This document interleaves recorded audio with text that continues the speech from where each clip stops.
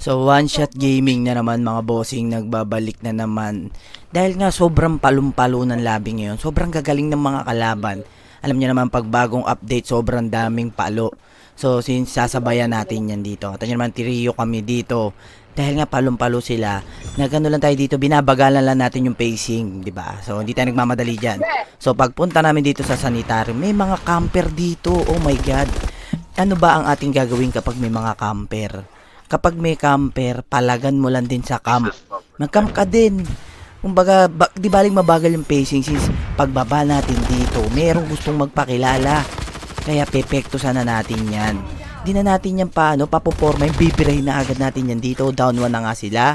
Pagkadali mo dyan, meron pa yung kasunod. Ito yung dumali sa tropa natin eh. Kaya igaganti natin yung tropa natin syempre bilang mabuting kakampi. Sasampal-sampalin na natin yan. So last guy na nga yung mga borloloy dito. Ano pa ba pag last guy? Di ba sinasabi ko pag last guy wala nang gagawin yan. Kumbaga ibibait nyo na lang yan. Ipipilit niya yung dog tag. Pero bubugbugin na natin yan dito. Pinabalik na nga natin sila sa lobby. Di ba? So since may Arsenal na. So magkukontest tayo sa Arsenal kahit wala na. Ganyan naman wala pa tayong Arsenal dito. Tapos nadali pa yung tropa natin. Ano ba ang ating gagawin? Siyempre, gaganti tayo dyan. Sabi ko nga sa'yo, pagkasama mo ko, pag dinali ka niya, igaganti kita kahit anong mangyari. Tanyo, meron pa rito nag-snowbee, babakap sa tropa. Pagtutok natin doon, muntik na natin siya madali. Buti na lang, hindi agad siya nag-outload. Hindi siya nakapag-board in kasi ang daing harang, kaya binigwasan natin yan. Siyempre, maglulot muna tayo. Prioritize the loot. Mas mahalin mo ang iyong sarili. Diba? Ha? O, tignan nyo dito. Magdo-dog tag na tayo dito. Eto na rin naman yung tropa natin. So, ako na yung nag-dog tag talaga. Sabay rewind tayo dito. So, may naka-board in na dito. Pag forward ng tropa natin, binubuntutan netong burloloy. Tapos yung isa doon, tinumba na natin yan. Pinag-floorwax na natin sila parehas dyan. Sabay, iscan natin yan. Kasi mabuti tayong kakampi. Ganun tayo magmahal sa kakampi. Tignan nyo, pag abante natin dito, napakadami palang mga dudong na nag-aabang. Kaya gagawin natin dyan, ibibait natin yan. Gamitin natin ang ating mga throwa balls, di ba? Huwag yung puro wag puro kinetic yung kinukuha. Kaya after mo mapanood tong video na to, baguhin mo na yung playing style mo.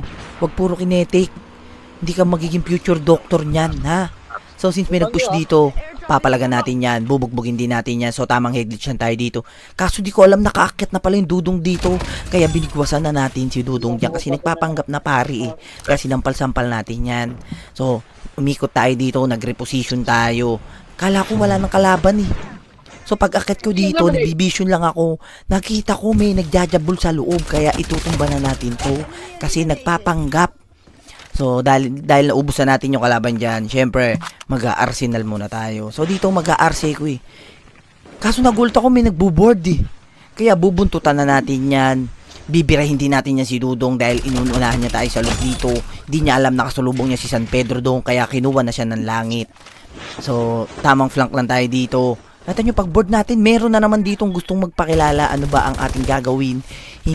Kaso naalala ko wala pa akong tutok eh. Kaya nag-rewind muna tayo doon. So nag-position lang tayo dito. Hahagis na naman tayo ng bomba. Tignan nyo kung gaano ka-importante yung bomba. Oh my god, diba? Kaya after mo nga mapanood tong video na to, baguhin mo na, wag puro kinetic. Pumult ka ng 3 bomba, 3 cluster, gano'n, 3 smoke. So magpa-flank na ulit tayo dito. 3 teams kami dito. Ano ba ang ating gagawin? Merong nagpapanggap na bato rito. Bibirahin na natin si Dudong. Sasampal-sampalin na natin yan sabay rewind. So 2 times left na tayo dito. Sabi ko nga sa inyo kapag last guy, kinakabahan na yan. So isa na lang kalaban natin. So dito nagpapanggap siyang lumot sa ilalim ng bridge. Kanya naman dyan. Oh. Kitang kita siya kahit nakaputi yung karakter eh. Sabi ko nga sa inyo pag isa wala nang gagawin. Diba? So ipupush na natin yan para makuha ang isang magandang pagkapanalo bilang isang pogi. So kung natapos mo tong video na to, make sure na mag-follow, mag-react, mag-share, and then mag-follow kayo para updated tayo sa mga latest video natin. So, yun lang. Kita-kits tayo sa susunod na video. Bye-bye!